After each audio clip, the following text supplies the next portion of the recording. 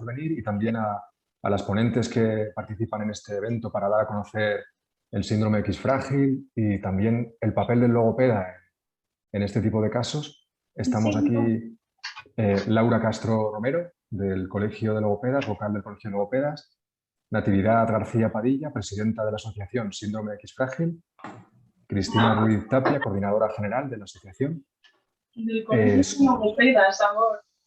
Soraya Valero, logopeda con experiencia tratando estos casos y miembro del Colegio de Logopedas. Y luego tenemos a María José López San Miguel y Aida Flores Aguilar, que son familias, son madres de hijos con el síndrome X frágil. Entonces, por ubicarnos y empezar un poquillo ubicándonos, ¿podéis contarnos, Natividad y Laura, cómo surge esta colaboración y qué es lo que hacéis en la asociación? Laura, si quieres contar tú. Como quieras, Sí. Natividad. ¿Empiezo yo? Sí, empieza. Venga, pues os cuento. Bueno, yo lo primero que quería hacer es daros la bienvenida a todos por compartir con nosotros este jueves, esta mañana de jueves, en la que vamos a hablar, como ya sabéis, de X frágil y de logopedia, ¿vale? Bueno, yo como representante del colegio quería contaros también que uno de nuestros objetivos como colegio es dar a conocer el trabajo de nuestros logopedas y por eso estamos hoy aquí todos, ¿vale? Creo que este webinar es bastante importante, muy importante por muchos motivos, pero voy a destacar un par de ellos. Por una parte, creo que es muy importante hablar de X frágil. Vale, pues intento bajo contigo un momentillo, ¿vale? Ay, que te escuchamos. A alguien estamos escuchando. Venga. Bueno, lo que os decía, por una parte, hay dos cosas importantes que quiero resaltar. Por un lado, creo que es muy importante hablar de X frágil. Y creo que es importante porque hablando es como se conocen las cosas. Y es, me repito, pero es que es muy importante que se conozca el síndrome, que se hable y que pues sensibilizar un poco a toda la población y que todos los profesionales, cuando nos llegue un caso de este tipo, pues sepamos actuar y defendernos y trabajar bien con ellos, ¿vale? Y por otra parte, pues como colegio ya os he dicho que es muy importante visibilizar la figura y el trabajo del logopeda. Y en este caso la figura y el trabajo del logopeda con los pacientes con X frágil, ¿vale? Por este motivo, desde el Colegio de Logopedas de la Comunidad de Madrid hemos querido preparar este acto y, bueno, pues es todo un placer poder hacerlo de la mano de la Asociación de X frágil y contar con Natividad, que ahora nos contará un poquito, que es su presidenta, y también con Cristina, con su coordinadora, ¿vale? Para prepararlo, para preparar todo, que ha sido... Aquí estamos. Bueno, gracias también a Soraya Valero, logopeda de nuestro colegio, y también a las familias que nos van a acompañar hoy y que nos van a contar un poco, nos van a abrir las puertas de su día a día y a contarnos pues cómo es el trabajo y la vida familiar con un X frágil o la vida en las terapias del X frágil, cómo la viven ellos. Y nada más, yo ya me callo, no os robo tiempo y que estoy deseando escucharos a todas y compartir esta mañana. Nati, te paso el turno. Vale, pues gracias a todos y todas por acercaros a la vida del X frágil. Y bueno, sí que es verdad que el problema del lenguaje en el X frágil en muchas ocasiones es lo que ilumina un poco a los profesionales de que puedan tener esta patología, porque la mayor parte de niños y niñas con X frágil llegan al lenguaje oral bastante más tarde de lo que es habitual y es un lenguaje bastante funcional y bastante repetitivo. Entonces es una de las cosas que más alerta a los profesionales, a los pediatras, etcétera, sobre la posibilidad del X frágil. Y bueno, os cuento un poquito. Claro, por lo tanto, para nosotras el tema de la logopedia pues es muy importante. Y os cuento un poco qué es la Asociación X Frágil y qué es lo que estamos haciendo, ¿no? La Asociación X Frágil nace en el año 1998 en la Comunidad de Madrid. Nace en el año 1998 y nace con muy poquitas familias y nace por esa de saber qué es esto, ¿no? Porque las que llevamos más o menos desde ese año en la asociación, cuando entramos, no había nadie que conociera el X frágil. Ni los neurólogos te daban información, ni los genetistas, ni los psicólogos, o sea, se sabía poquísimo del X frágil y tampoco teníamos las redes sociales que tenemos ahora para poder entrar a conocer. Y entonces, pues era todo, así como que todo el trabajo vino de la asociación para poder informar a las familias que iban llegando de qué es eso del X frágil, ¿no? En estos momentos todavía nos encontramos con muchos profesionales que nos preguntan, ¿X qué? Pero, o sea, dentistas, ginecólogos, etcétera, ¿no? Cuando son especialidades que tendrían que saber para tratar de una manera adecuada a todo esto, ¿no? Y bueno, la asociación nace, en principio, os digo, para eso, ¿no? Para investigar sobre qué es el síndrome. Y bueno, pues en estos momentos lo que hacemos es, tenemos como 3 patas, ¿no? Una es la mejora de la calidad de vida de las personas con X frágil. Y también la otra pata es la mejora de la calidad de vida de las familias que tienen una persona con X frágil.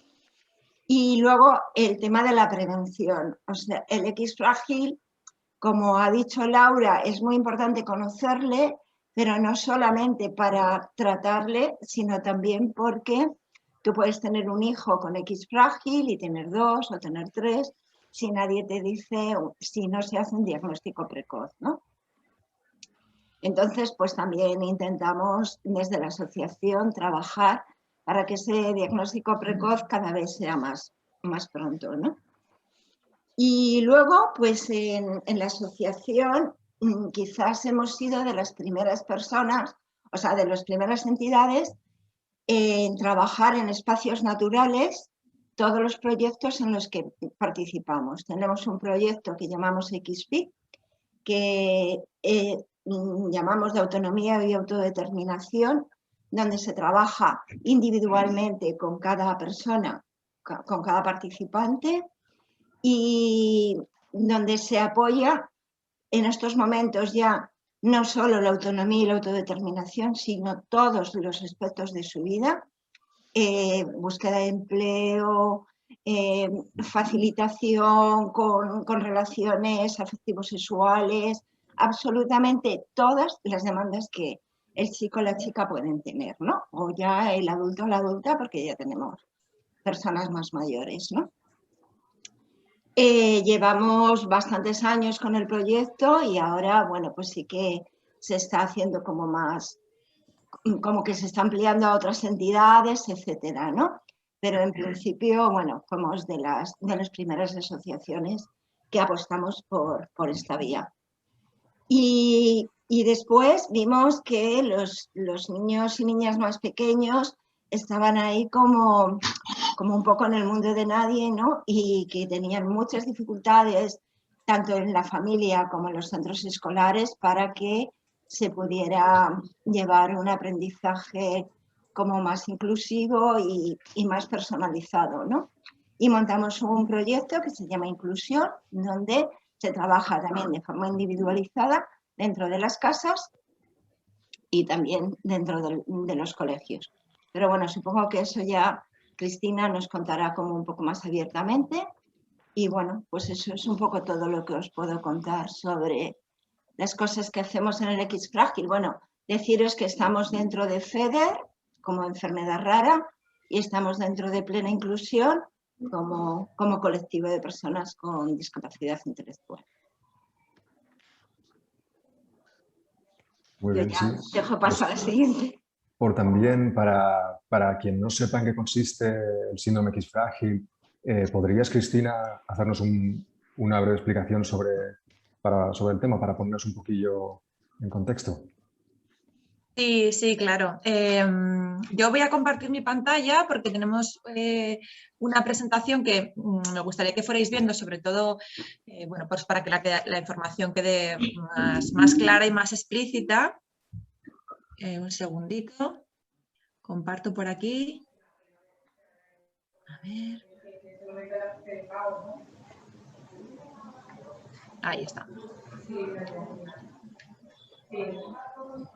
Creo que se oye algo de fondo. Vale, ya está resuelto. Bueno, el síndrome X frágil es un trastorno genético del neurodesarrollo ligado al cromosoma X, que puede provocar pues, dificultades, ¿no? Desde simples dificultades de aprendizaje hasta discapacidad intelectual más severa. Lo importante de todo esto, y en relación a lo que decía Laura, ¿no? Y Nati, que por qué es tan importante conocer el síndrome X frágil, es la causa de discapacidad intelectual, genética y hereditaria más frecuente. Quiere decir, a la hora de buscar un diagnóstico, ¿no? De alguien que veamos que tiene dificultades de aprendizaje o que se llega a diagnosticar una discapacidad intelectual, si es un síndrome genético, la causa primera más frecuente es el síndrome de Down, después es el síndrome X frágil. Si después investigamos y vemos que puede ser hereditario, la primera causa es el síndrome X frágil, ¿vale? Ahora os explicaré, pero hay personas que son portadoras y personas que son afectadas. De ahí también a la línea que sigue la asociación de intentar identificar a estas personas portadoras, ¿no? Por su alta prevalencia y por prevenir a la hora de tener descendencia, se puede elegir si podemos tener hijos sanos o afectados. ¿Qué provoca el X frágil? Pues lo provoca la mutación en un gen, ¿vale? Un gen que se llama FMR1. Entonces, la mutación consiste en que un trocito de ese gen se va repitiendo muchas veces. En la población general tenemos un cierto número de repeticiones, ¿vale? Es más o menos entre 3 y 48, 52. Ahora os explicaré un poco las excepciones de la genética. Entonces, cuando ese gen muta, digamos que se tiende a repetirse más veces, ¿vale? Llamamos o se consideran personas portadoras de la mutación del X frágil a las personas que tienen entre 52 y 200 repeticiones de ese trocito de gen, ¿vale? A partir de 200 repeticiones se considera que la persona está afectada por el síndrome X frágil. ¿Qué significa que está afectada? Bueno, pues que ese número de repeticiones de ese trocito de gen lo que hace es que inhibe la producción de una proteína, la proteína FMRP. Si a ti te falte esa proteína en tu cuerpo, es lo que produce el fenotipo del síndrome X frágil, ¿vale? Muchas veces nos confunden con lo de los huesos de cristal, con cosas no tienen nada que ver, ¿no? Quizá por el nombre que tiene el síndrome, pero bueno, simplemente como anécdota se le llama X frágil porque hay como un trocito de gen que parece, o sea, del cromosoma que parece que se va a romper, ¿vale? Por eso se llama X frágil. Pero no tiene nada que ver con otras patologías. En cuanto a la prevalencia de este síndrome, se calcula que uno de cada 2.500 chicos y una de cada 4.000 chicas o mujeres están afectadas, ¿vale? Tienen más de 200 repeticiones de la mutación y manifiestan el síndrome. En cambio, a nivel de portadores, la prevalencia es muchísimo más alta. Se estima que uno de cada 800 hombres y una de cada 238 mujeres son portadoras. Una de cada 238 mujeres. Es un número muy alto, ¿no? Pensad en qué entornos o en qué contextos podéis estar compartiendo ese espacio con 300 mujeres, por ejemplo, por redondear, ¿no? O con 250. Simplemente por estadística, una de ellas va a ser portadora del síndrome X frágil. Ahora veremos que los portadores aparentemente no manifiestan o no tienen por qué manifestar ninguna dificultades, aunque sí que hay otras patologías asociadas a ser portador. Lo que pasa es que ya se manifiestan en una edad adulta más avanzada, ¿vale? En relación a esto que os comentaba de los portadores, que a veces también es un signo de alarma, ¿no? Que nos pone en el camino de identificar si una persona puede ser portadora del síndrome X frágil.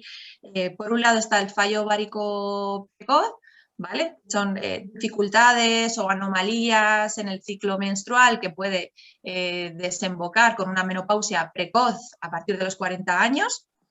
Y luego, por otro lado, está el FAXTAX o el síndrome de tremor-ataxia, que es un síndrome neurodegenerativo, aparentemente es parecido al Parkinson, ¿vale? Porque hay muchos trastornos a nivel motor. Lo que pasa es que también suele cursar, sobre todo en el caso de los varones, con demencia. El FAXTAX afecta al 40% de las personas portadoras a partir de los 50 años. ¿vale?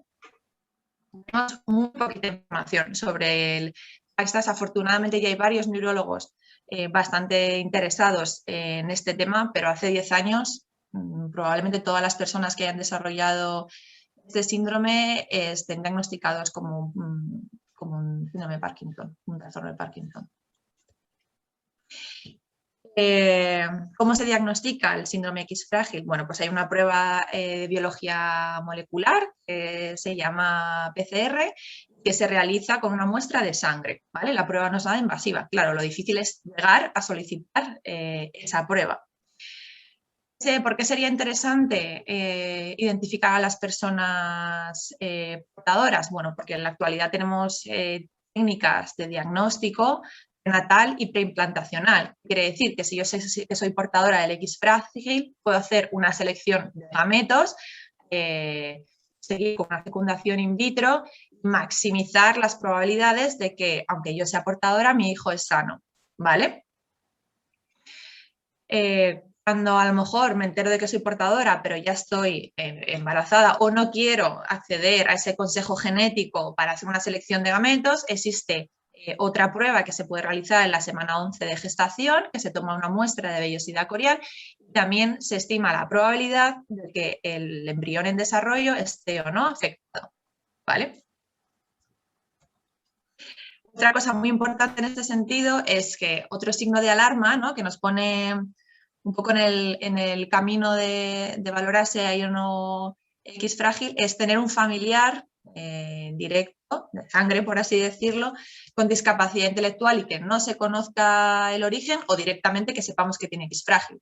En ese caso, todas las familias que contactan con nosotros por primera vez en ese sentido, la recomendación es siempre hacer el árbol genético familiar para saber de dónde viene la mutación, ¿no? Porque lo menos habitual es que una persona que sea portadora, o sea, que la gente se entere que es portadora. Se suele enterar que es portadora cuando ha tenido un hijo, un sobrino, un primo o prima o hija o sobrina afectada por el síndrome X frágil, ¿no? Investigando de dónde viene esa línea hacemos todo el árbol de portadores. Pero es muy importante porque es una mutación que suele pasar de manera muy silenciosa de generación en generación, ¿vale? Hasta que se va expandiendo, porque generalmente es una mutación que va en expansión de ese número de repeticiones que os contaba, y salta. Entonces, a lo mejor yo puedo tener un hijo, mi hermana puede tener otra hija, mi prima puede tener otro hijo. Entonces, es muy importante que la información y la comunicación en la familia fluya de la manera más rápida posible, ¿vale?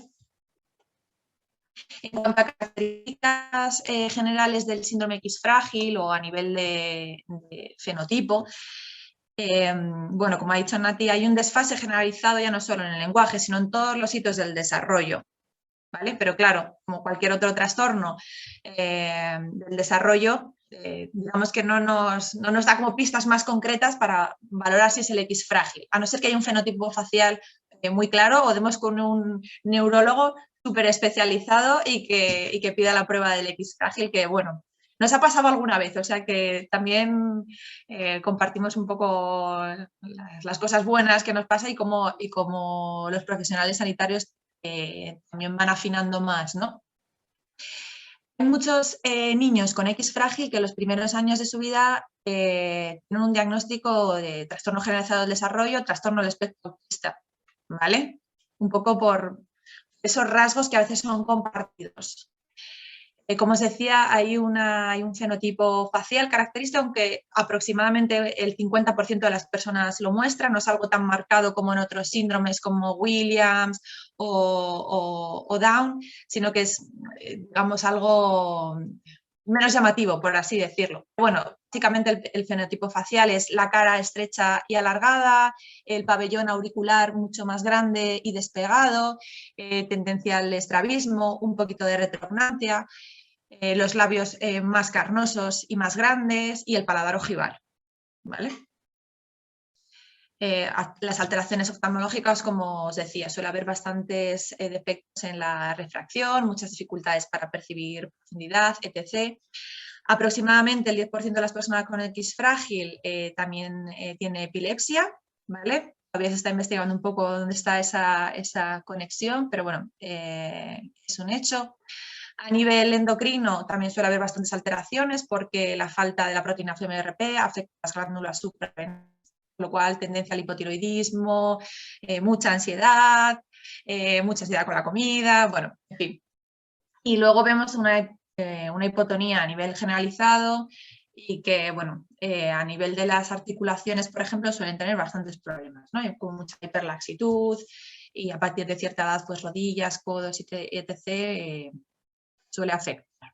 Otros rasgos característicos, pies planos, otitis de repetición, sobre todo en la infancia, el macroorquidismo a partir de la pubertad, etc.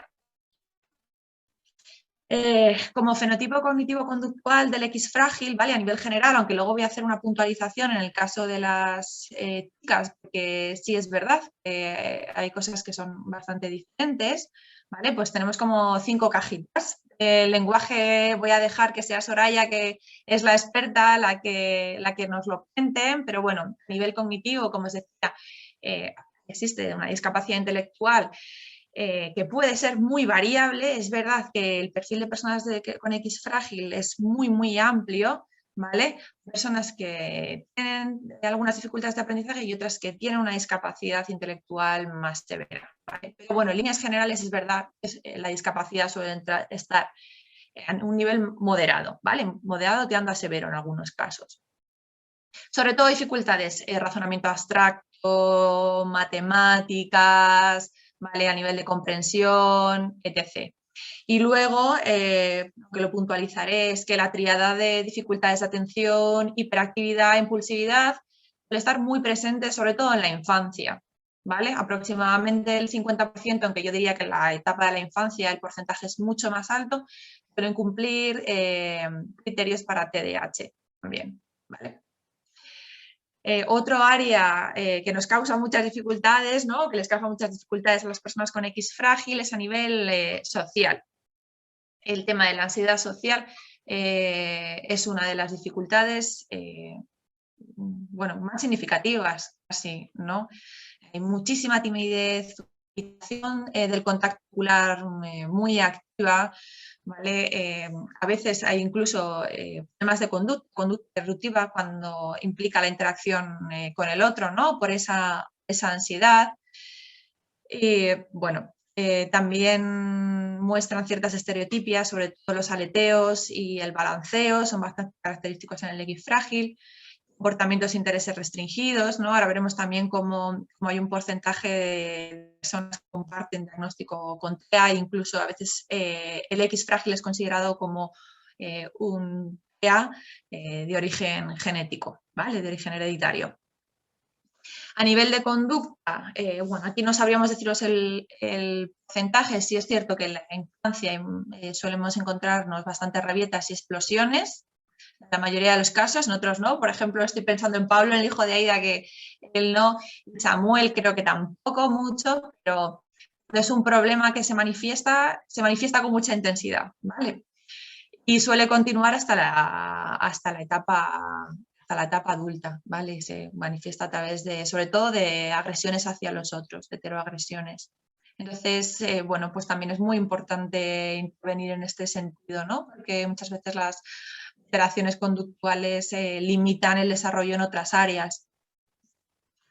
Y por último, a nivel de psicopatología, como os decía, los trastornos de ansiedad, hay una predisposición genética y suelen manifestar con bastante frecuencia, sobre todo a nivel de ansiedad social, a nivel de también trastorno obsesivo-compulsivo. Y luego también nos encontramos fobias específicas en muchos de los chicos, como en cosas que me resultan muy curioso, ¿no? Por ejemplo, los perros, es algo que casi todos los chicos de la asociación tienen miedo, rechazo a los perros, a las tormentas, etc.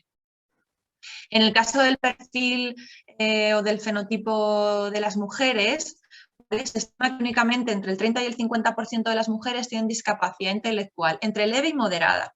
Comúnmente se dice que las chicas están menos afectadas, ¿vale?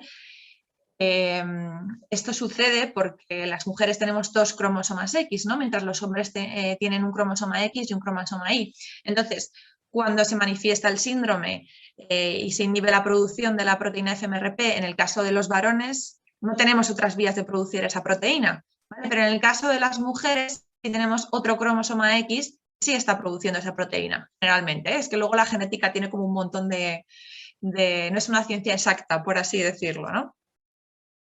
Esto hace que muchas chicas pasen desapercibidas o lleguen al diagnóstico del X frágil al principio de la adolescencia o después de la adolescencia. O sea que toda la etapa de atención temprana y de una intervención en los primeros años de la infancia, en las chicas generalmente no sucede, ¿no? O tienen un montón de etiquetas previas que no son acertadas, ¿vale? Como característica del fenotipo de las mujeres, la habilidad o inestabilidad emocional, todavía más dificultades sociales y mayor timidez. Son chicas que suelen estar muy aisladas, con una autoestima muy bajito, ¿no? Porque han fracasado en sus relaciones sociales, porque lo han pasado muy mal y no han tenido, digamos, unos apoyos adecuados o un diagnóstico que les ayude a entender qué es lo que está pasando, ¿no? Bien, si yo tengo mayor capacidad cognitiva, tengo mayor capacidad también para reflexionar sobre qué es lo que pasa, ¿no? Entonces todo me afecta más, todos esos fracasos me influyen en mayor medida, ¿vale? El mutismo selectivo también es muy frecuente, ¿no? Como una expresión de ese bloqueo que muchas veces le sucede, mayor incidencia en las fobias, en la conducta obsesiva, como se hablaba el tema de la depresión. Sobre todo a nivel de rigidez, pues hay mucha dificultad en la interpretación del contexto, de las intenciones de los demás, ¿no? A nivel de teoría de la mente fallan bastante y, por supuesto, a la hora de resolver conflictos. Nada, ya para cerrar, como os decía, el tema del TDAH es algo muy predominante, ¿no? El tema del autismo, aproximadamente el 50%, o sea que es un porcentaje alto de las personas con X frágil tienen rasgos característicos del trastorno espectro autista, ¿no? Y hay bastante gente que tiene un doble diagnóstico.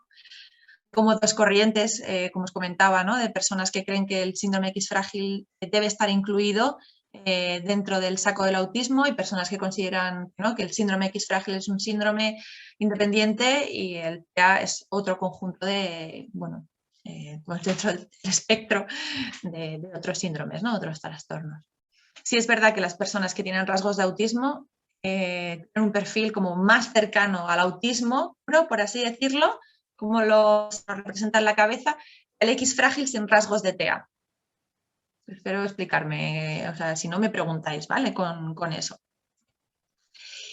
Y luego otra dificultad común en la infancia son las alteraciones a nivel sensorial, ¿vale? Dificultades de la discriminación de estímulos, para la regulación sensorial, hipersensibilidad sobre todo a los ruidos y a nivel táctil, ¿vale? Y la necesidad de autorregulación oral, que vemos cada vez más, ¿no? Sobre todo a nivel oral, pues necesidad de chupar, morder, camiseta, mano, cinturón del coche, todo lo que nos encontremos, ¿no? Entonces, es muy importante para nosotros, sobre todo en los programas, entender eso como una necesidad, ¿no? Para poder elaborar una dieta sensorial adecuada, para que en el colegio también se perciba como una necesidad y demos al niño respuesta, ¿no? Para esa necesidad de regulación de una manera adecuada y correcta. Y ya está. Por mi parte creo que os he contado un montón de cosas del X frágil. Nada, estupendo, muy bien, además muy claro, muy completo. Nos quedaría ahora a ver cómo se aborda el X frágil desde la logopedia. Y para eso está Soraya, que tiene experiencia en el tema. A ver. Sí, bueno, la verdad es que me ha gustado mucho cómo lo ha planteado Cristina, toda esta parte de qué cosas están afectadas, ¿no?, en el síndrome de X frágil, aparte del lenguaje, pero claro, también teniendo en cuenta que todas estas cosas afectan también al lenguaje, ¿no? Toda esta parte que ha comentado ella de la ansiedad social, de las dificultades para relacionarse, toda esta parte al final es que es la base de la comunicación, ¿no? Para esa inclusión, para esa relación social, para lo que estamos buscando a nivel de comunicación, ¿no? Entonces, es verdad que hay que tener en cuenta con qué niños nos estamos encontrando, porque como han comentado antes tanto Natividad como Cristina, ¿no?, puede haber trastornos de aprendizaje desde más leves hasta más graves con una dificultad intelectual pues muy importante, ¿no? Entonces, estas dificultades se van a ver dependiendo también de la edad. No es lo mismo cuando empezamos a trabajar con un niño en una atención temprana que cuando seguimos trabajando con él después de los 6 años, ¿no? Porque tenemos la idea de la atención temprana es fundamental, es súper importante, ¿no? Y es verdad, es el momento en el que más podemos trabajar con ellos, donde se está desarrollando este proceso madurativo cerebral, del desarrollo del niño, y es fundamental, es donde más tenemos que atajar, es donde va a sentar las bases de su desarrollo, pero no podemos olvidar que a partir de los 6 años tenemos que seguir trabajando con ellos. La vida no se acaba después de la atención temprana, estos niños siguen evolucionando y, como digo yo, el desarrollo es una escalera que no tiene techo, ¿no? Aquí vamos subiendo peldaño a peldaño y una vez tenemos nuestros 6 primeros peldaños tenemos que seguir subiendo y seguir alcanzando metas, ¿no?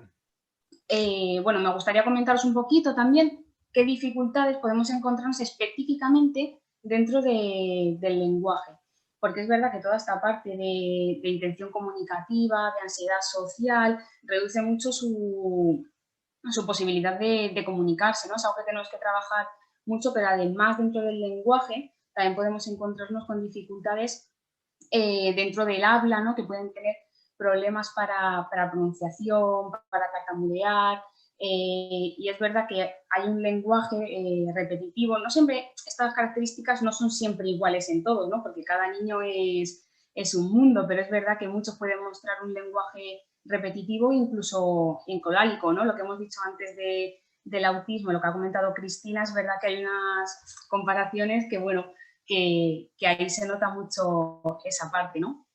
Luego es verdad que a nivel sensorial, toda esta parte para relacionarte, esta hipersensibilidad, los sonidos fuertes, ¿no? Toda esta parte que al final puede provocar unas conductas que a nivel relación social puede chocar, ¿no? Y en el caso del desarrollo del lenguaje, es cierto que puede aparecer más tarde, ¿no? Nos encontramos con que el lenguaje aparece más tardío, pero una vez adquirido tienen buena facilidad de ampliar, ¿no? O sea, ese vocabulario, ese aprendizaje, como he dicho, depende de cada niño, pero tienen facilidad para ampliarlo. Es verdad que donde más dificultades nos vamos a encontrar va a ser a nivel pragmático, ¿no? Esta parte de la comprensión literal de las cosas, dificultades para mantener una conversación, incluyendo también el componente no verbal, ¿no? El no hacer contacto ocular, la timidez, a nivel de lenguaje pragmático, donde vamos a encontrar mayores dificultades. Luego tenemos que tener en cuenta que, como han comentado antes, ¿no? La parte entre niños y niñas, la diferencia también es importante ahí, lo que hemos dicho, de que los niños van a tener un hándicap mayor que las niñas.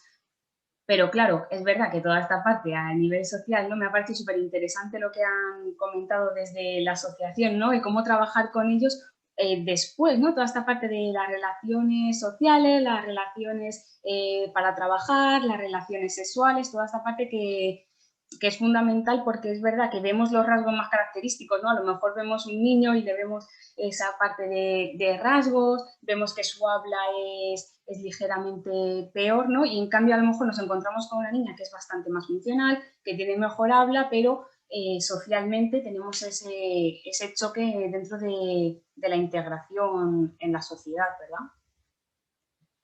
Luego, es verdad que se puede haber un amplio registro, podemos encontrar también dificultades a nivel de musculatura, ¿no? Que no dificulta especialmente a nivel de lenguaje, pero sí que es algo que se debería de poder trabajar también, por ejemplo, a nivel de deglución, que es algo que dejamos un poco aparte, pero también puede llegar a ser afectado. Es algo que el logopeda, aunque no lo sepamos tanto, también puede trabajar sobre ello. Parece que solo nos podemos dedicar a esta parte ay, pues es que mi niño con X frágil no pronuncia bien. Bueno, hay muchas más cosas, ¿no? Vamos a centrarnos un poquito en toda esta parte global, como he dicho, de comunicación y de habla, incluida también la parte de pronunciación.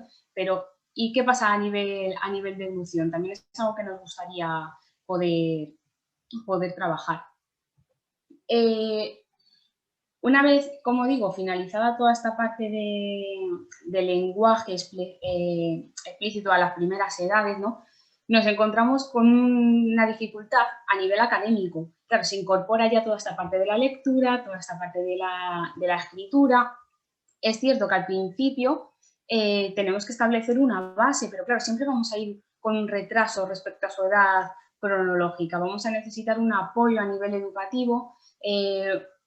Los colegios para mí son esenciales, ¿no? Es verdad que tenemos colegios de integración, pero claro, necesitamos también colegios de educación especial que sepan adaptar a los niveles académicos a estos niños, ¿no? Tenemos una discapacidad intelectual que más leve, más moderada o incluso más grave, siempre tenemos que intentar que esa adquisición se complemente, ¿vale?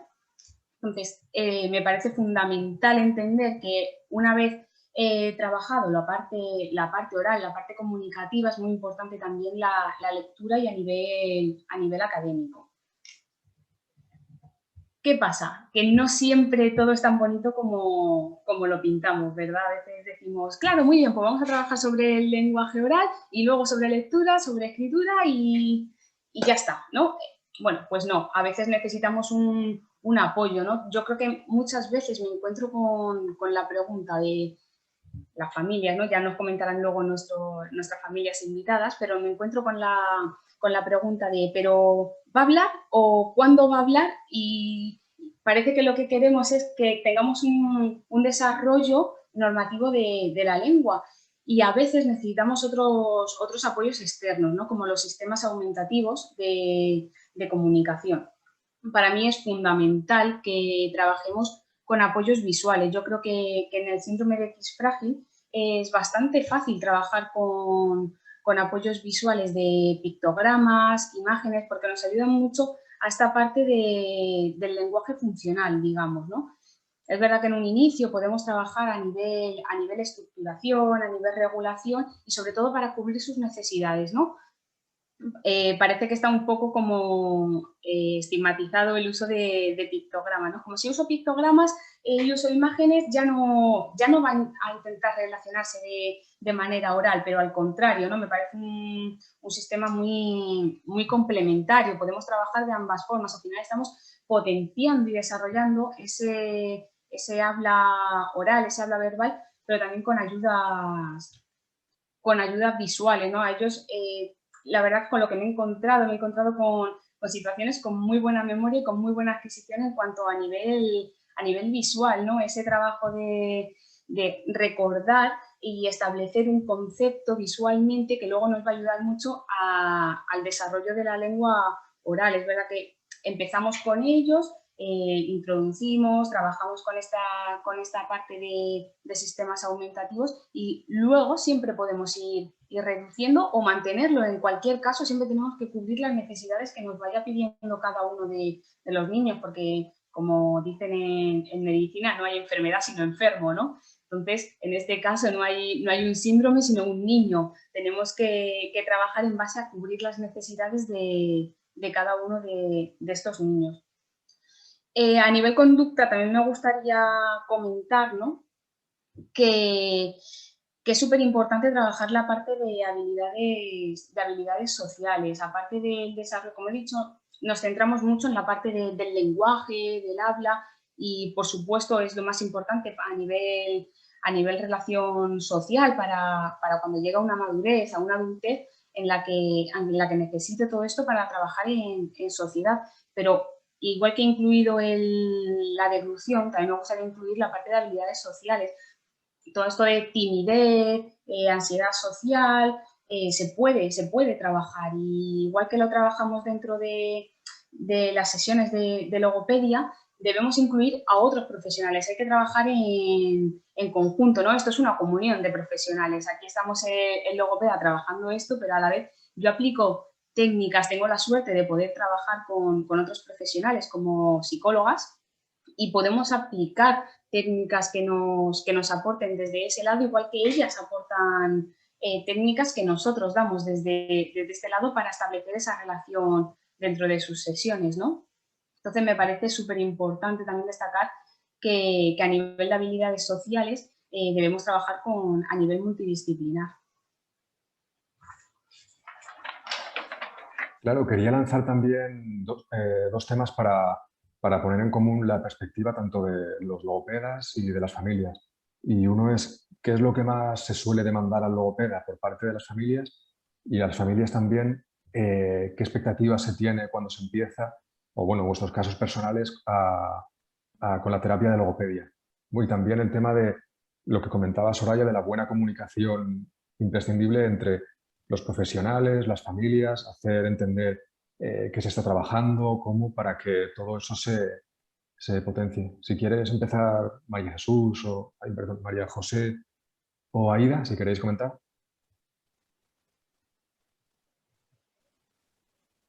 A ver, en concreto, referido a, o sea, en el caso de mi hijo, de Samuel, él empieza con logopedia muy prontito, desde el año así, como se le diagnosticó muy, muy rápido, con 2 años y medio él ya tenía el diagnóstico, pero anteriormente, como él ya tenía un retraso madurativo bastante evidente, pues ya se empezó a trabajar en atención temprana y se empezó a trabajar estimulación, fisioterapia, porque él también a nivel motor tenía necesidades, y logopedia. Y en ese sentido, la relación en atención temprana siempre ha sido muy, muy estrecha, muy directa, porque cada sesión, cuando salía el logopeda de la sesión, salía, me contaba lo que había trabajado, me daba pautas, me compartía conmigo todo ese proceso, y eso nos acompañó hasta que entró en educación especial, porque él fue directamente a la educación especial con 4 años, y luego a partir de ahí sabéis que cuando entran en un cole de educación especial se hacen ya cargo los maestros de audición y lenguaje, que se trabaja exactamente igual, son los que trabajan la logopedia, y allí ha seguido hasta el día de hoy. Siempre ha estado acompañado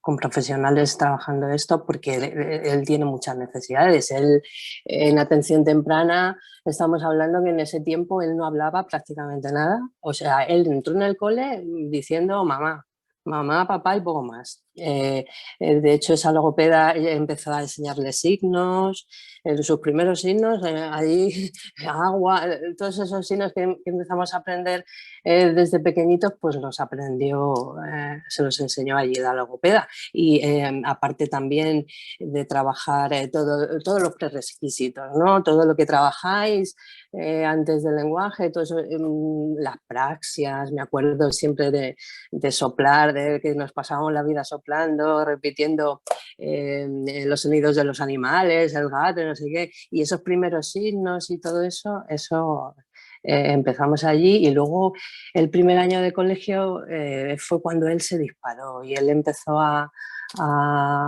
hablar, empezó a decir cada vez más palabras, y él a día de hoy puede tener una conversación bastante aceptable. Él sigue teniendo dificultades, está claro, pero ha ido, como diría yo, como acumulando, ¿no? Acumulando. Él sigue haciendo signos cuando quiere, porque ayer mismo veníamos en el coche y me venía pidiendo agua con el signo.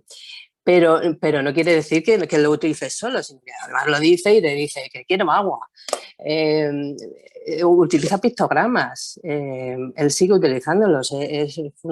Después de los signos empezaron los pictogramas y después la lectura. Y él eso lo va acumulando, no lo olvida. Es como, porque luego además mi hijo es un chaval que le gusta mucho las palabras. Y igual que le gusta aprender palabras nuevas y en el castellano también le gusta en inglés, y de repente ves que sabe un montón de palabras en inglés que las aprende porque quieren, porque nadie se lo dice, sino porque por gusto, ¿no? Entonces, a él, a nivel de la comunicación, es un chaval que siempre ha tenido, siempre ha tenido mucho rasgo autista, y es verdad que ha tenido muchas dificultades por eso, porque siempre ha sido muy tímido, porque ha tenido bastante ansiedad, tiene y ha tenido mucha hiperactividad. Eso es uno de sus caballos de batalla, aunque luego con la edad se van calmando y va bajando mucho ese nivel. En un principio él no podía parar sentado, o sea, llegaba a la casa del logopeda y le tenías que dejar de enfocarse un poco porque no era capaz de estar sentado mucho tiempo. Sin embargo, no, eso ha bajado mucho. Y es lo que te decía, ha sido un proceso súper largo, ha ido pasando etapa a etapa, y a día de hoy, ya digo, sigue habiendo la necesidad, él sigue teniendo en el colegio donde está ahora, teniendo objetivos de logopedia, y siguen trabajándolo porque a ver, él no tiene una conversación fluida. Él, por ejemplo, él lee y escribe, pero no lee para leerse el Quijote, como yo digo, lee de una forma muy funcional, pues, para desenvolverse en la vida, para salir a la calle, para poder coger el metro, que ya lo hace él solo, y poder leer las estaciones y poder, pues eso, ser más autónomo. Y para eso él ha conseguido eso, y ha conseguido, gracias al trabajo en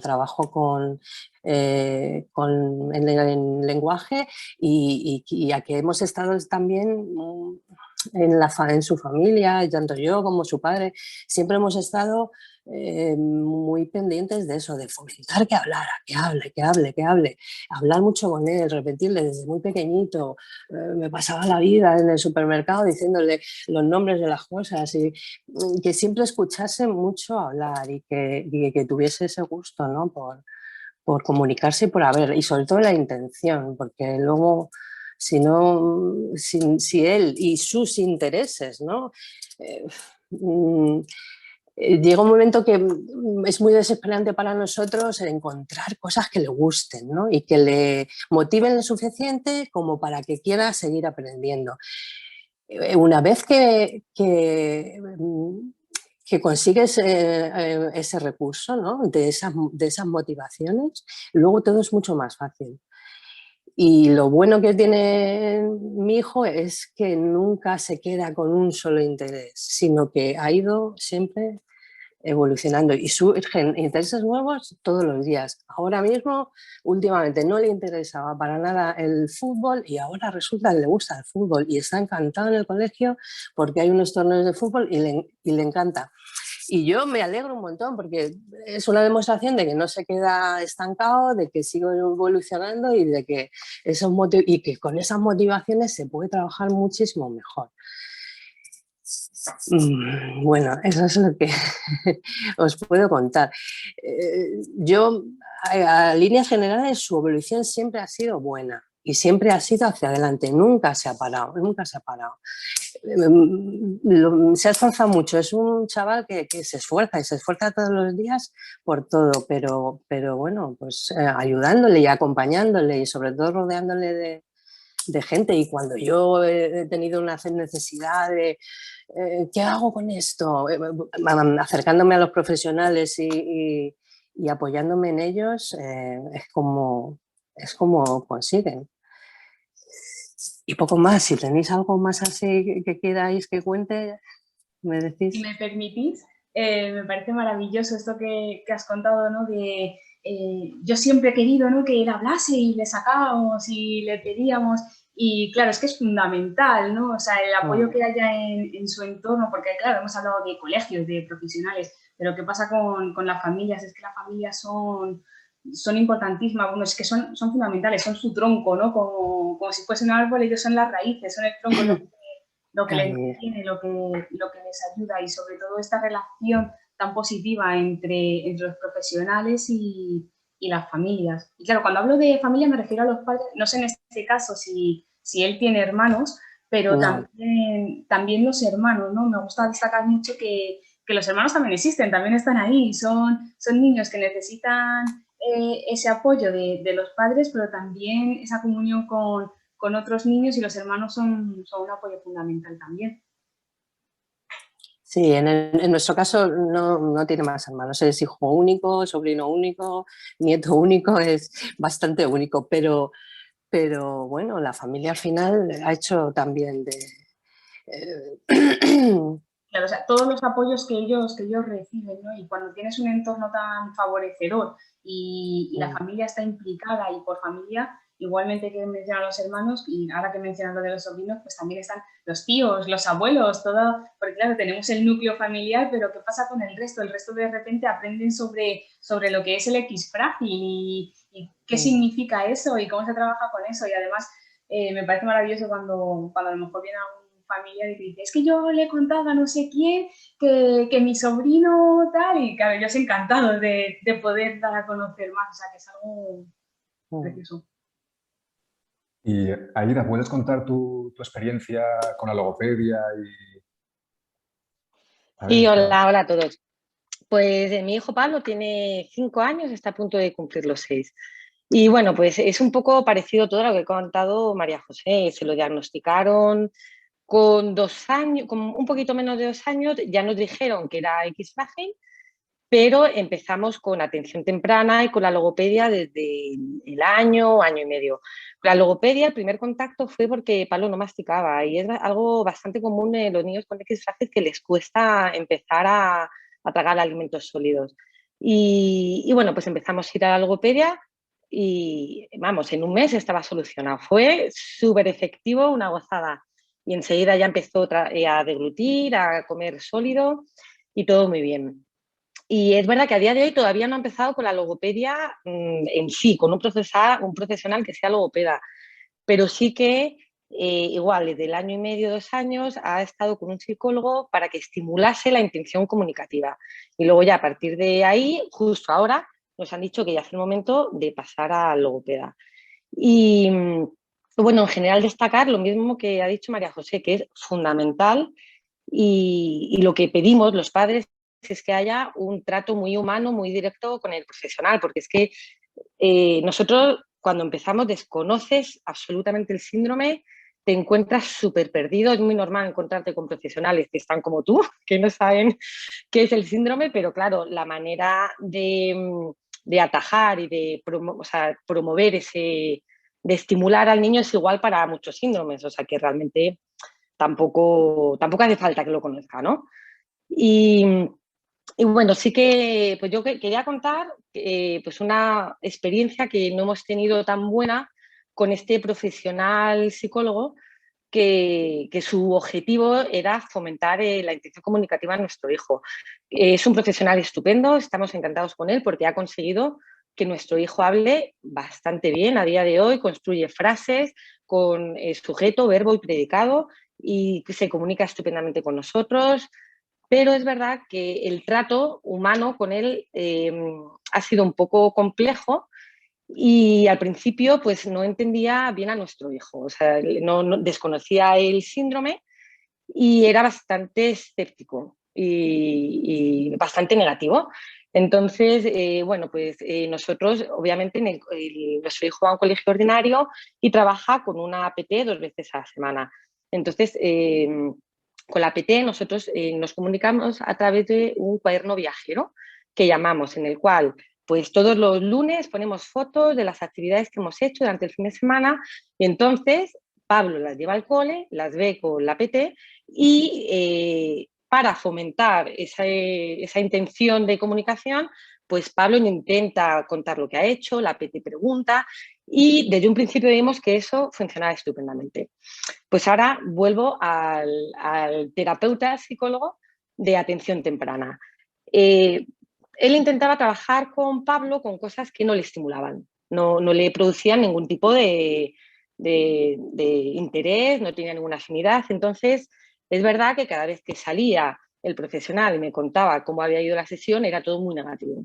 No había conseguido sacar nada de él, me tenía que recordar continuamente lo afectado que estaba mi hijo y era todo muy negativo. Hasta que un día, o sea, yo no paraba de decirle, pues mira, la peté en el colegio, utiliza el cuaderno viajero, le va muy bien, nos dice que hace estas cosas. Y él me decía, no, pero ten muy claro lo que tiene tu hijo. A ver si te están diciendo lo que quieres oír y no lo que hace. Hasta que un día, de repente, decidió utilizar una especie de cuaderno viajero y cambió radicalmente.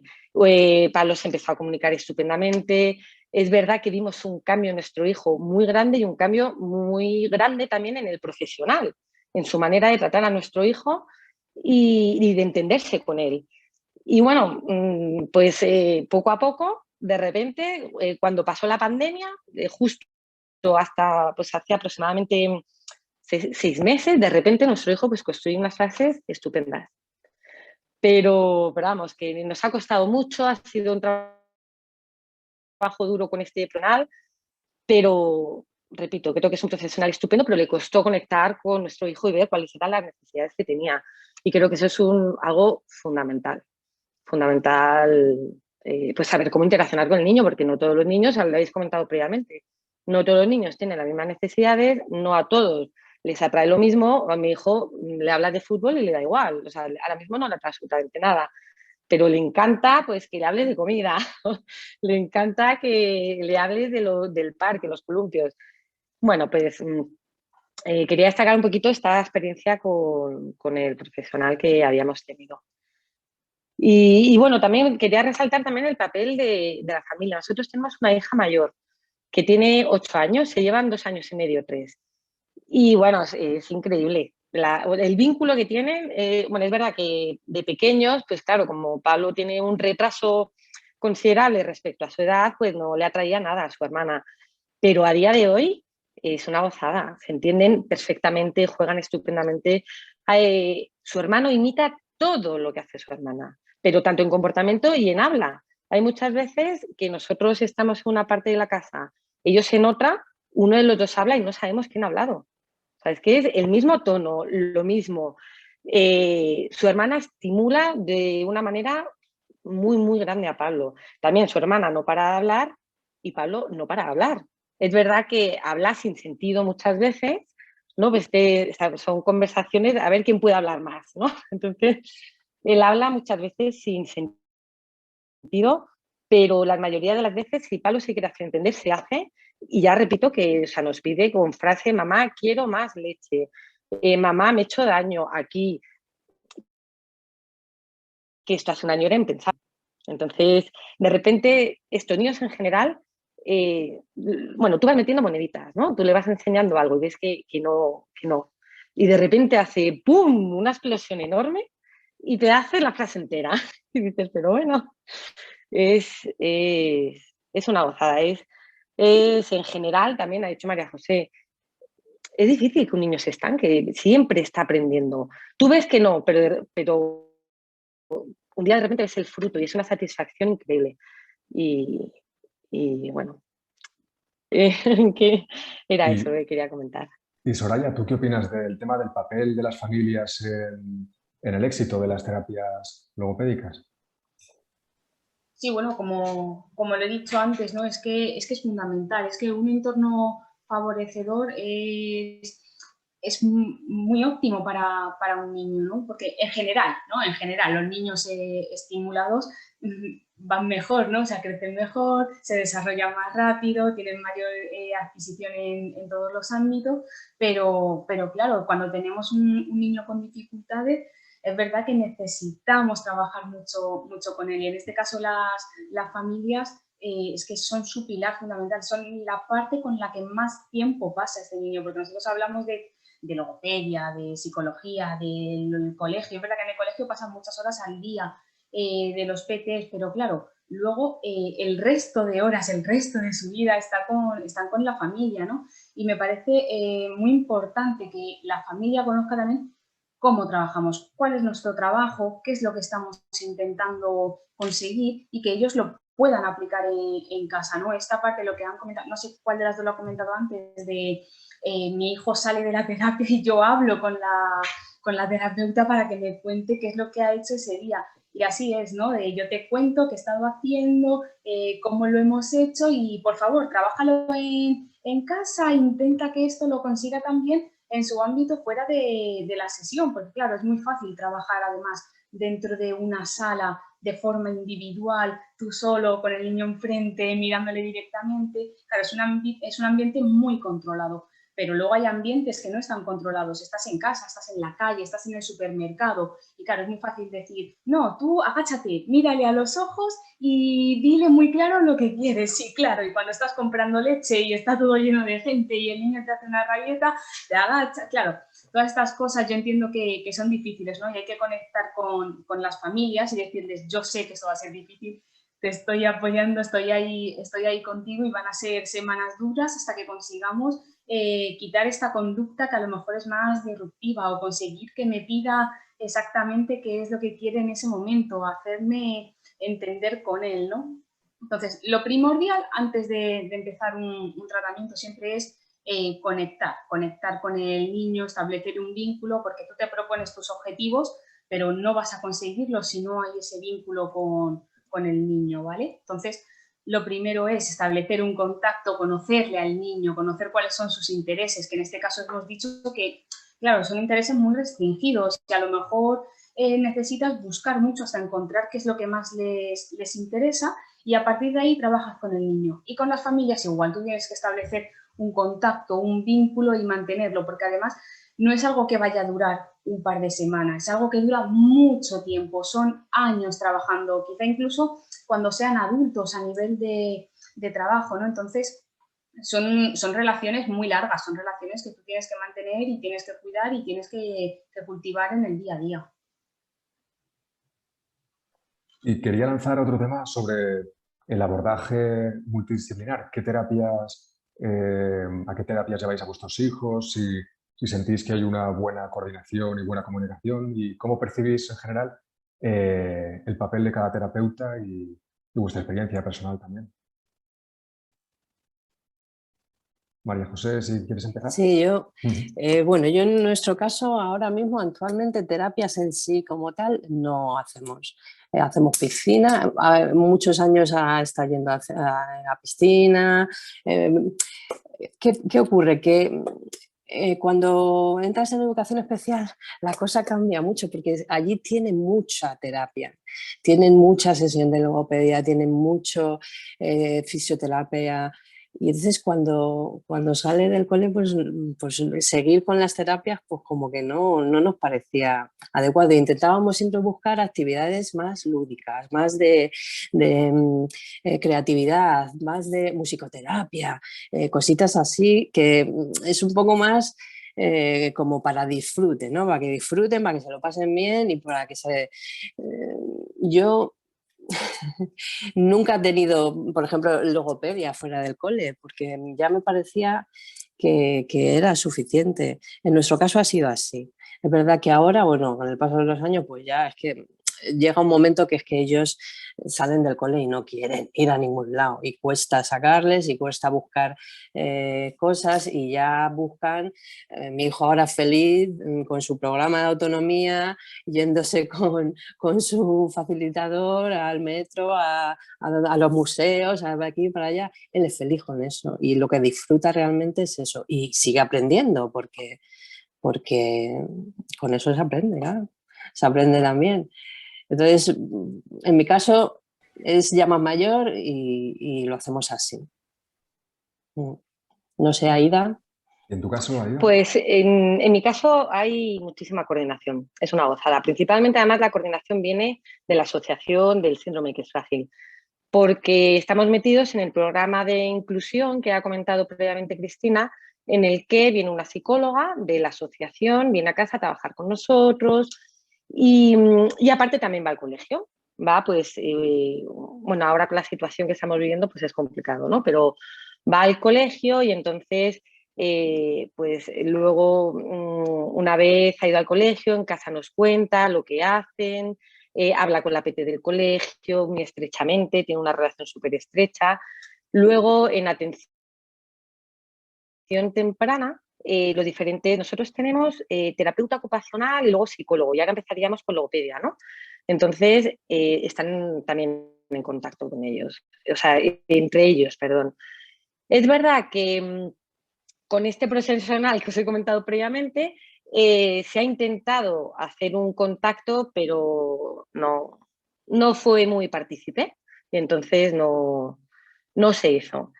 Pero bueno, sí que es fundamental que estén todos completamente de acuerdo. También llevamos a nuestro hijo a caballo, a equinoterapia, que está en contacto también con la psicóloga que viene a casa, el X frágil.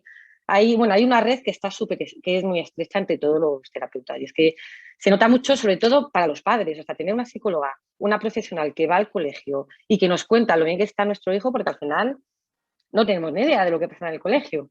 O sea, sí, lo sabemos porque obviamente la PP nos dice todo, ¿no?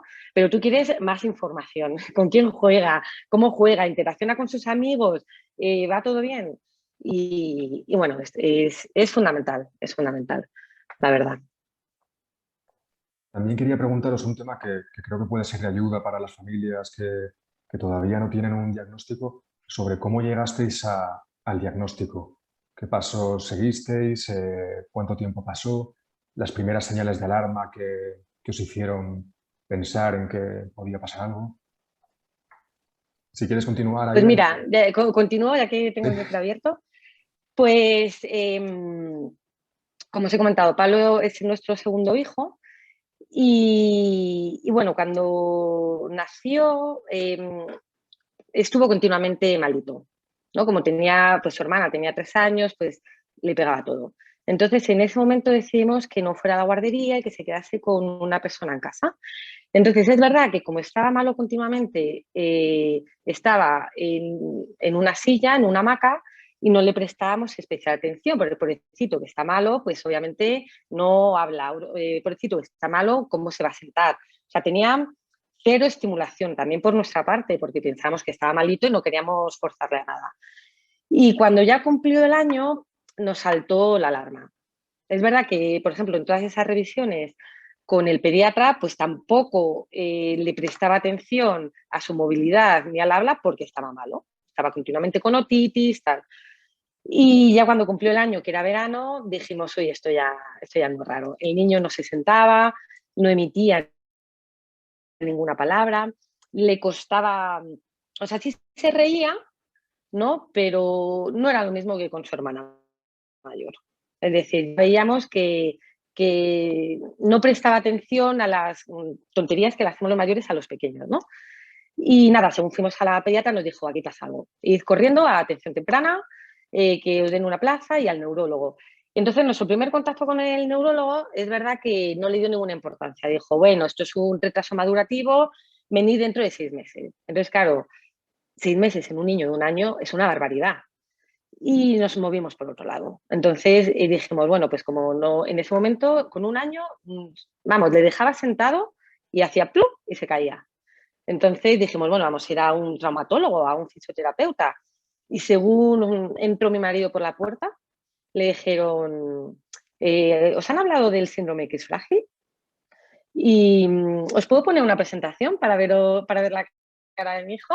Sí, para sí, que desde luego, sí, sí. no tiene un fenotipo claro X frágil, pero sí que lo que tiene son las orejas de implantación baja. Vale, a ver, voy a llegar hasta mi parte. Todo esto es lo que ha comentado Cristina previamente.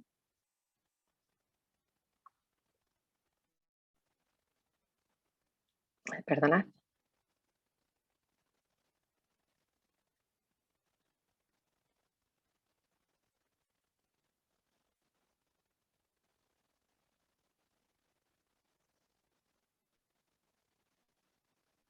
Vale.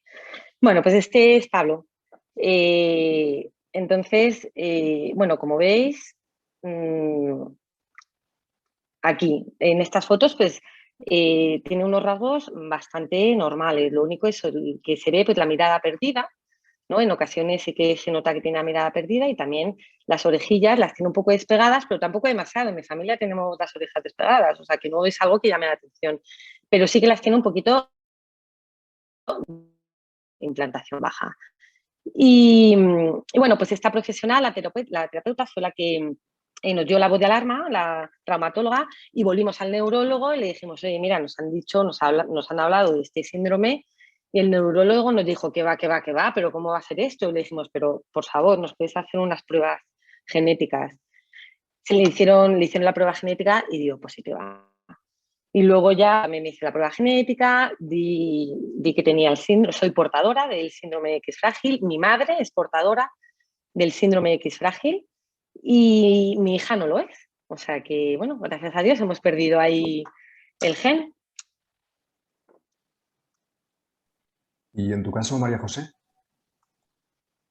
A ver, en mi caso, mi hijo le derivan al neurólogo con 6 meses de vida, porque él ya con 6 meses era muy evidente que tenía un retraso, tardado más en sujetar la cabeza, bueno, tenía.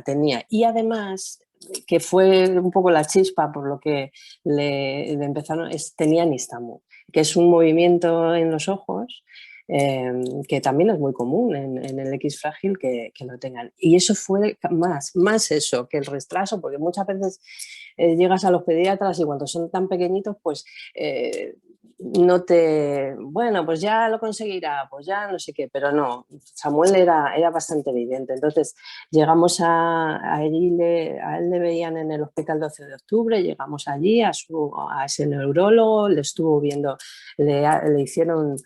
las típicas pruebas que les hacen a todos, tipo cariotipo, le hicieron una resonancia, me acuerdo, una resonancia del cerebro, ecografías, le hacían analíticas de proteínas, no sé qué. Le hicieron una serie, estuvieron, pues yo qué sé, como un año o así, haciéndole pruebas, yendo, viniendo.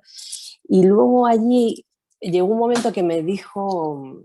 que había un especialista, en el 12 de octubre hay un especialista en síndromes y enfermedades raras, que se llama el doctor Jaime Sánchez del Pozo, y es una persona que se encarga en buscar, y me dijo, te lo voy a derivar porque está claro que aquí hay algo y vamos a ver si encontramos qué es.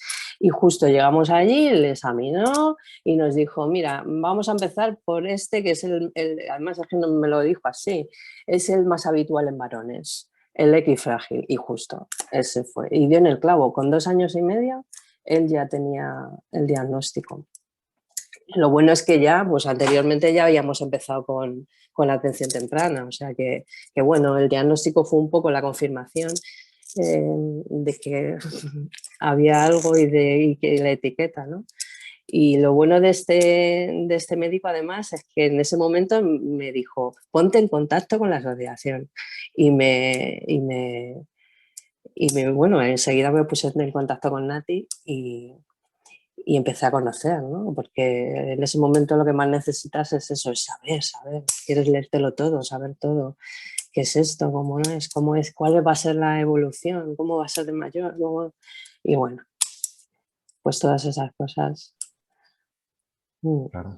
Y pues quería, espera un minuto, quería hablar un poco, o sea, cómo ha ido pasando con relación al tiempo, ¿no? Yo tengo un hijo con 37 años. Fui la primera vez al neurólogo con 4 meses o así, porque cuando le dejabas desnudo en una camilla hacía así, como que se caía.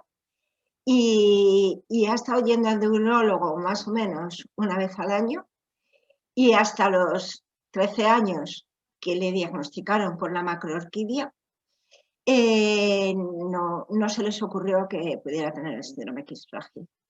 Entonces, y desafortunadamente en estos momentos, o sea, eso era como muy generalizado en ese momento. Pero ahora todavía tenemos en la asociación muchas familias con 2 peques, con X frágil, porque el diagnóstico ha venido muy tarde.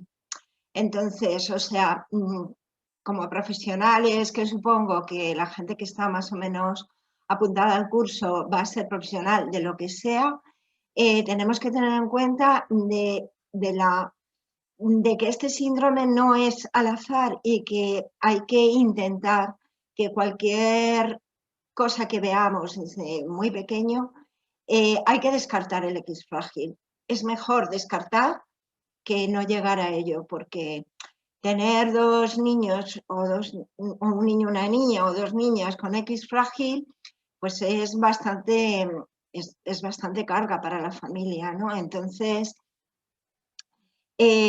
bueno, para la asociación es muy, muy importante el diagnóstico precoz. Y no siempre viene por neurólogos o pediatras, que muchas veces viene por personas que están con ellos en las escuelas infantiles, que están con ellos en logopedia, que están con ellos en atención temprana, o que están dentro de en cualquier espacio, o sea, que pueda ir el niño o la niña en el momento que hay una serie de características de algún retraso madurativo, es mejor descartar el X frágil, a esperar, porque en ese tiempo puede venir un nuevo hermanito a casa, ¿no?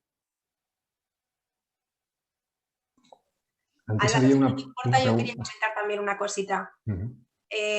Yo me está encantando escucharos, la verdad es que es fantástico esto que hemos creado. Nati, lo que estabas diciendo tú ahora mismo es precisamente uno de los motivos por los que se crea esta charla, porque es importante que en cualquier rincón, cualquier profesional, no solamente los neurólogos o los pediatras, sino que todos conozcamos esta enfermedad y sepamos reconocer algunos rasgos y dar la voz de alarma, ya sea en el cole, porque pasan muchas horas allí, o en el logopeda, o en el especialista en el que esté, con el que haya dado. ¿Vale? De ahí la importancia de generar este tipo de charlas, de coloquios y demás. Y luego también quería comentar una cosa que me ha llamado mucho la atención. Nos contaba Aida, pues ese profesional con el que tuvieron una experiencia negativa, que yo creo que de todo se aprende, de las cosas negativas también se aprende. Y bueno, pues lo que sí que me gustaría comentar es que me parece curioso que desconozco el caso de Pablo, desconozco los profesionales que estaban en el equipo que estaba trabajando con él y demás, pero me parece curioso que hayan esperado hasta los 6 años para trabajar logopedia con un síndrome que se caracteriza por unas dificultades de comunicación y demás. Y sí que imagino que habrá sido por algo pues, pensado y que ese profesional estaría formado y demás, pero sí que creo que es muy importante, porque creo que hay mucho desconocimiento, que se sepa que el logopeda es la figura de referencia con respecto al lenguaje y al habla, a la comunicación, y que siempre tiene que haber un logopeda que esté coordinando pues toda esta acción o trabajando directamente. Precisamente los logopedas, y más los que trabajamos con población infantil, con población pediátrica, estamos muy acostumbrados a que nos llegue un niño y su comportamiento o su conducta o sus enfados o su forma de trabajar y de no avanzar esté directamente relacionado con la comunicación. Cuando hay un problema de comunicación, de habla, de lenguaje, esto no es solamente para decir me duele aquí o tengo hambre, sino que es que va relacionado con todo. Y hay conductas disruptivas o conductas de no me da la gana aprender, no quiero aprender esto o no quiero trabajar, que vienen enfocadas directamente por eso, que surgen de ahí, de esa comunicación. Entonces, quizá... No sé si quizá un logopeda sí que se hubiese dado cuenta de esto y hubiese dicho, bueno, no pasa nada, vamos a pues, hacer eso que comentaba que hacía la PT del cuaderno viajero, de tal, vamos a buscar otras formas de comunicación y que él entienda que la comunicación existe, que se hace así, que está funcionando y que le alegre y que le guste trabajar en sesión y demás.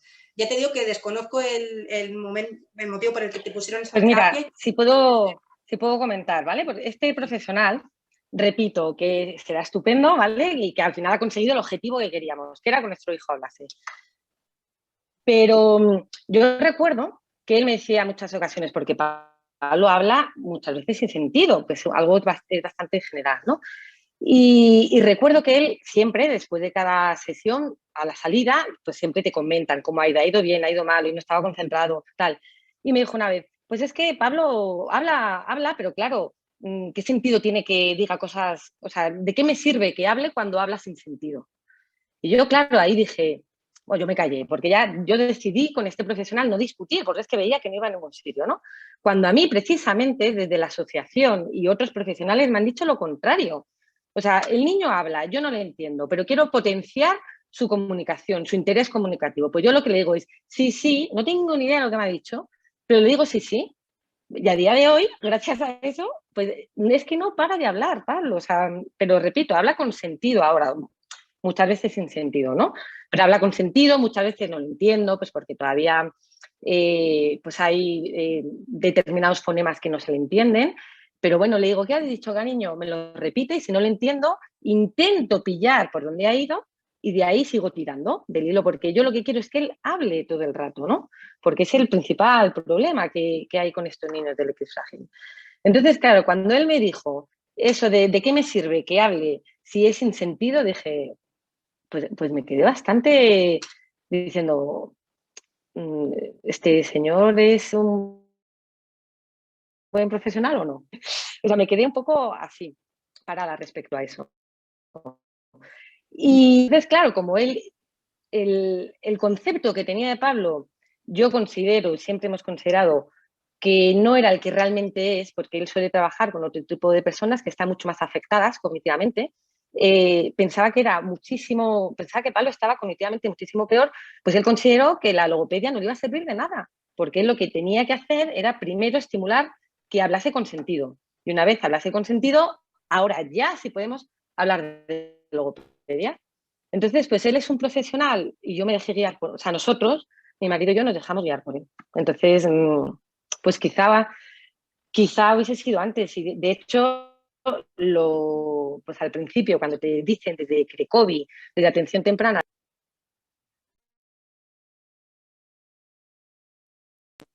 ay, perdón que se ha apagado, que cuando nos dicen desde atención temprana las diferentes terapias que tiene que tener tu hijo, la primera que nos dijeron era la logopedia. Y de hecho yo inicialmente pensaba que este profesional era logopeda, porque dije, mira, ya tengo la logopedia, pero no. Vale, es que sí que es cierto que hay veces que se confunden algunos términos o que falta algo ahí, pero bueno, ya te digo que de todo se aprende y de eso seguro que habéis aprendido vosotros y ahora estamos aprendiendo todos. Sí. Así que mira, fantástico, ¿vale? Y lo principal es que Pablo evoluciona bien, que ya está bastante mejor, así que nos quedamos con eso. Sí. ¿Puedo poner un vídeo de Pablo hablando? Perdona, que yo quiero... Sí, es que, bueno, claro, me interesa claro. que veáis cómo hablan los niños con X frágil, para que veáis un poquito... Es un vídeo de 10 segundos. Es una felicitación que, bueno, pues con todo esto de la pandemia, se mandaban felicitaciones por WhatsApp. Ay, no me deja poner el vídeo, perdonad, en Zoom. Vaya, no me deja ponerlo. Nada, bueno, lo siento, no voy a poder ponerlo. Lástima, Aida. Bueno, si desde la asociación o de alguna forma lo colgáis en algún sitio o podemos verlo de alguna forma, a mí me encantaría verlo. Perfecto. Claro. Si hay algún tema que queráis tocar y que no se haya tratado todavía, tenemos ahora un poco de ratillo. Y si no, abrimos ya la posibilidad de hacer preguntas. Que yo he visto que quería, alguien levantaba la mano. de todo Sí, lo que se ha hablado, he apuntado 3 o 4 cosas un poco para ver. Con relación al tema del espectro autista, es verdad que estamos dentro del espectro autista, pero hay que tener mucho cuidado porque realmente los chicos con X frágil sí tienen mucha intención de comunicación, lo que no tienen las herramientas para comunicarse. Entonces, lo digo porque no hay que, o sea, las personas con un autismo severo pues no tienen intención, no tienen la necesidad de comunicarse. Los chavales con X frágil es todo lo contrario, tienen una necesidad muy, muy alta de comunicación, pero muchas veces les faltan las herramientas. Por eso se dispersan mucho, por ejemplo, cuando están en grupo, ya te estoy hablando, por ejemplo, ya de personas más adultas, se dispersan mucho cuando están en grupo y sin embargo pueden mantener una relación de lenguaje comunicativo bastante buena cuando están de tú a tú o con pocas personas, ¿no?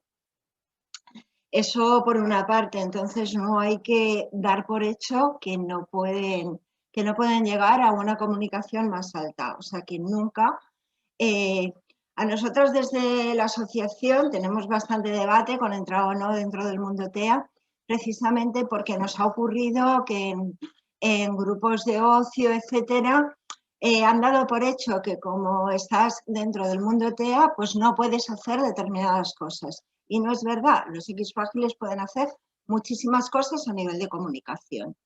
Eso por una parte. Luego, el tema del lenguaje repetitivo, o sea, pues es que se te pueden estar, qué vas a hacer, dónde vas, qué vas a comer, etcétera, ¿no? Entonces hay que dar pautas también de que ellos pueden parar ese lenguaje repetitivo, pues a lo mejor haciéndole las preguntas tú a él, etcétera, ¿no? Ellos tienden mucho a estar repitiendo porque les da mucha seguridad y porque también es una herramienta para que el otro le atienda, ¿no?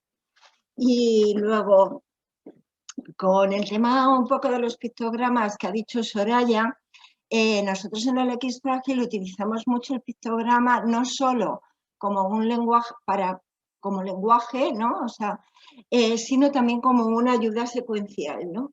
Para los chavales con X frágil, pues hacer cosas que no tienen previsto les resulta algo tremendamente conflictivo, ¿no?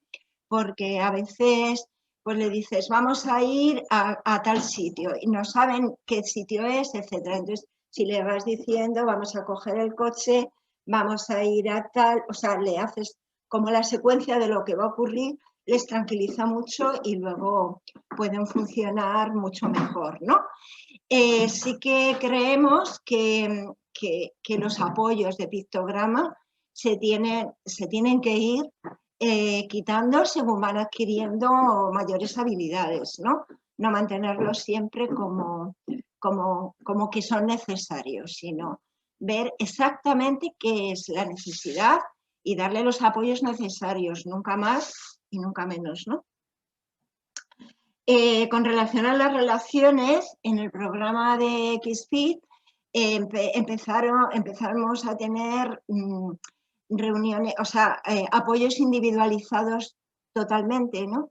Pero en estos momentos vimos que el tema relacional entre ellos era muy importante y ahora a veces se trabaja en grupo entre 2, 3 o 4 personas, ¿no? Y luego el tema de la imitación. Los chicos X frágil, está escrito en todos los libros, son muy imitativos, con lo cual, como terapeutas, tenéis que tenerlo en cuenta porque puede ser pues un apoyo muy importante a la hora del aprendizaje, tanto para las cosas buenas como para las malas, porque los tacos y las palabras también las aprenden mucho por imitación, pero bueno, que también puede ser una herramienta para vosotras el tenerlo como una base, porque mediante la imitación aprenden un montón. Y de todo lo que se ha hablado, pues ahí es todo lo que he apuntado un poco. Muy bien, si queréis añadir algo más, algún tema que se haya quedado en el aire o algo que queráis comentar. Y si no, abrimos ya la posibilidad de preguntar, que antes he visto que había una mano levantada.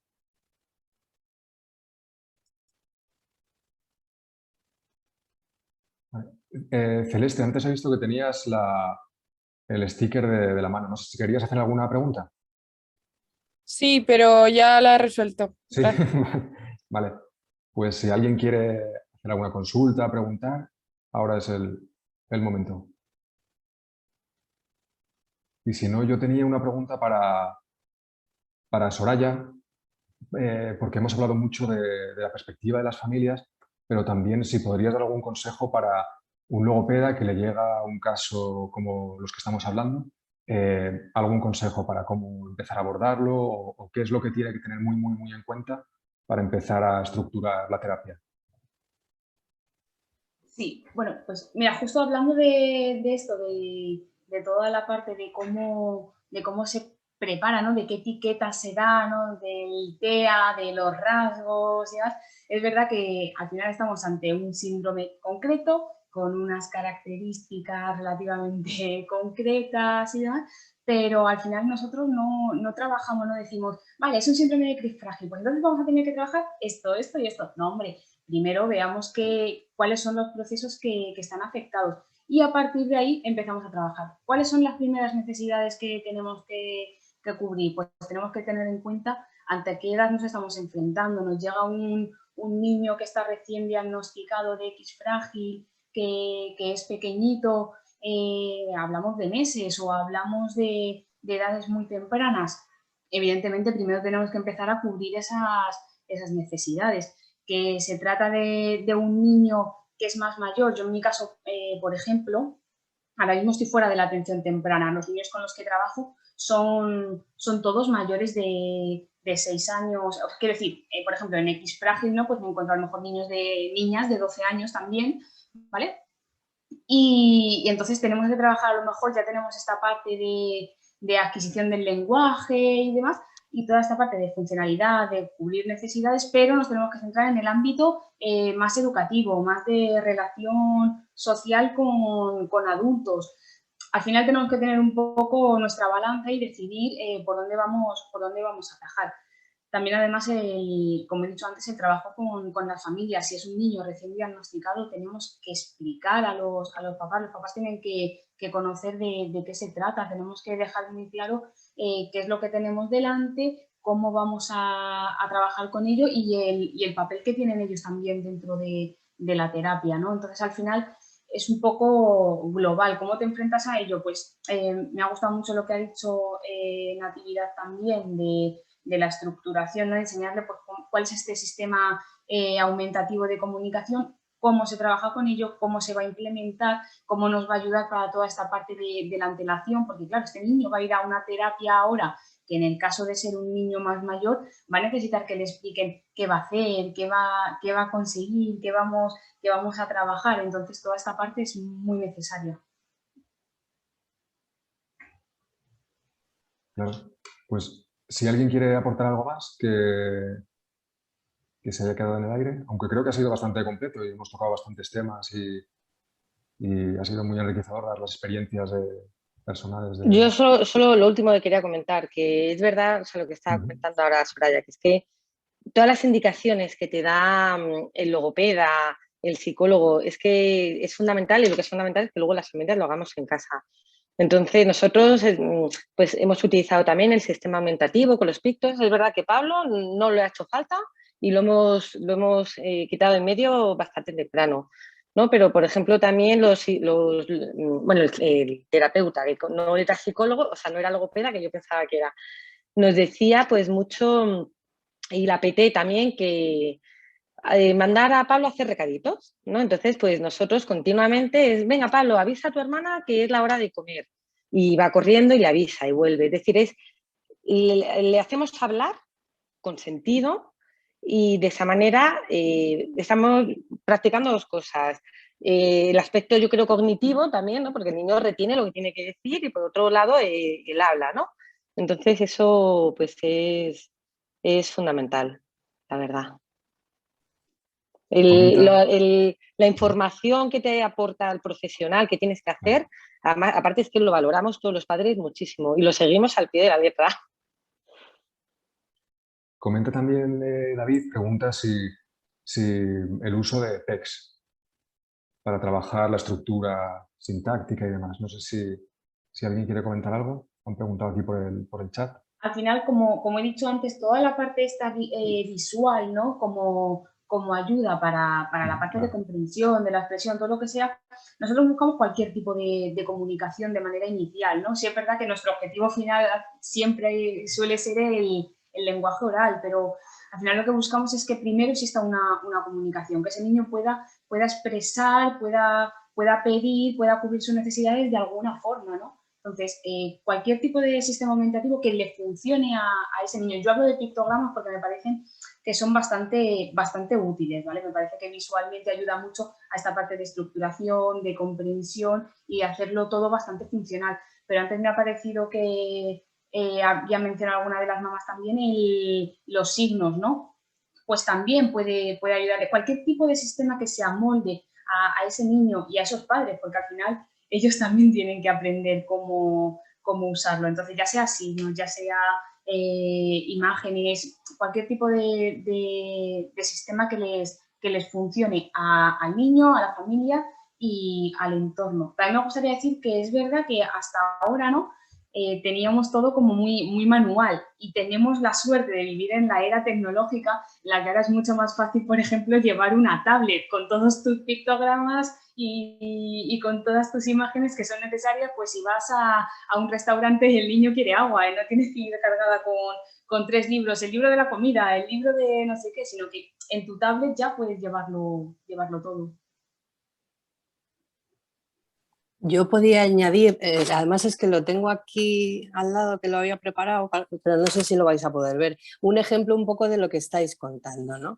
Esto es una hoja una agenda diaria que trae todos los días Samuel del colegio. Y entonces un poco es el ejemplo que decía Nati de que esto le ayuda a organizarse. Esto está con pictos, pero también está escrito. Y él va escribiendo y todo esto le ayuda pues eso, a organizarse con el tiempo, a organizarse a poder contar, porque esto nos ayuda sobre todo en casa a poder contarme lo que ha hecho el día, qué ha comido, por si no se acuerda, pero sobre todo hablar. Esto es nuestro periódico diario con lo que hablamos. Lo que trae escrito, luego tiene la posibilidad pues, de escribir cosas que hayan pasado en casa. Este es el ejemplo de lo que os decía, que no es porque él no pueda leerlo o no pueda escribirlo solamente, sino para organizarse y poder, y es una ayuda a la hora de contar. Eso muchas gracias por enseñarlo porque Sí. me parece muy importante. Y eso que estás enseñando es comunicación. Eso claro, es comunicarnos, es un sistema claro, aumentativo de comunicación también. Claro, ahí está. Que es eso, es no porque no pueda hablar y no por eso dejamos, es un apoyo Sí, más. Está fantástico. Gracias por enseñárnoslo. Nada. Mira, yo quería comentar también, leo en el chat que hay una chica, creo que es Silvia Iniesta, que nos dice, nos aporta también una información y muy acertada, la verdad. Nos dice, en los colegios, además de los PT, está la figura del AL, maestro de audición y lenguaje, que es quien se encarga de la parte de estimulación del lenguaje. No es logopeda, pero trabaja igualmente en este sentido y es el responsable de su comunicación a nivel escolar. Bueno, luego nos dice que es muy interesante todo y que muchas gracias, chicas, pero me parece Claro, también es que es así. Es así, es lo que os contaba. Cuando una vez que entran en cole, quien lleva todo el tema de la logopedia, a nosotros se nos presenta, los informes trimestrales se te presentan como logopedia. O sea, yo no sé la diferencia entre un maestro de audición y lenguaje y un logopeda. La diferencia yo no la sé explicar, pero sé que quien trabaja eso cuando entran en coles. Del lenguaje, pues quizás eso también es un error que confunde un poco todos los perfiles profesionales, pero porque es que es importantísima la figura del maestro de audición y lenguaje dentro del cole, pero también es importante conocer que son diferentes, maestro de audición y lenguaje y logopeda, ¿vale? La figura del logopeda quizás es más clínica realmente, ¿vale? Pues hay una pregunta aquí que dice ¿qué incidencia de casos no hablan ahí? Tengo un alumno con 5 años y todavía no dice nada. Es que todavía hay mucha confusión con la terminología. Pues yo en la asociación es verdad que chavales sin lenguaje oral, pues, o sin lengua oral, no sé cómo lo decís ahora, hay pocos. Tenemos una persona que tiene ya, pues que tendrá 27, 28 años, que no ha conseguido prácticamente muy poquitas palabras, a lo mejor mamá o tal, y hace lenguajes de signos, se apoya con cuadernitos para decir las cosas, contables, etcétera, ¿no? Y entonces, bueno, es un chaval con muchos rasgos autistas y es la persona así como que más dificultades ha tenido. Luego tenemos una niña Lo que pasa que es una niña que es adoptada de países del este y no sabemos qué parte viene por alguna causa que tenga que ver fuera del propio síndrome, que tampoco tiene nada de lengua oral. Pero sí que en otras asociaciones hay más chicos. Por ejemplo, en Andalucía también hay algún chico que no ha conseguido lengua oral. Y bueno, suele coincidir con chavales que tienen mucho rasgo autista. No sé si es el caso de este niño, de este alumno que tienes, y tampoco sé si está dentro de la asociación. Es una persona que se llama Silvia la que pregunta. Yo también como presidenta de la asociación os diría que a todos los profesionales que animéis siempre a las familias con las que trabajáis a que se pongan en contacto con la asociación, porque creemos que la asociación aporta muchas cosas. Somos quizás la gente que más sabemos, mucho más que algunos neurólogos sobre el X frágil, porque estamos todo el día, las cosas nuevas que salen, somos los primeros en recibirlas, y entonces me parece, y luego además, pues tener contacto con otras familias te da muchísima tranquilidad, te aporta muchas experiencias. La conexión entre familias con chicos mayores y ver cómo están los chicos mayores te da pues otra perspectiva, ¿no? En fin, que yo creo que siempre como profesionales animéis a la importancia del asociacionismo, ¿no?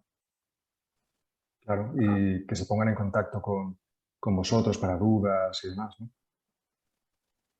Pues si os parece bien, vamos cerrando ya la charla y nada, ha sido un placer. Muchas gracias a vosotras, a las ponentes por participar y a todos los que habéis estado aquí escuchándonos. Tenéis todas el micro apagado, por eso no oigo nada. Muchas gracias a vosotros. A vosotros, gracias. Muchas gracias por invitarnos. Subiremos la charla para que se pueda compartir y para que se pueda ver y repasar cosillas que se han quedado por ahí para profundizar, ¿vale? Pues nada, muchas gracias a todos. Chao. Muchas gracias. Adiós, gracias. Adiós.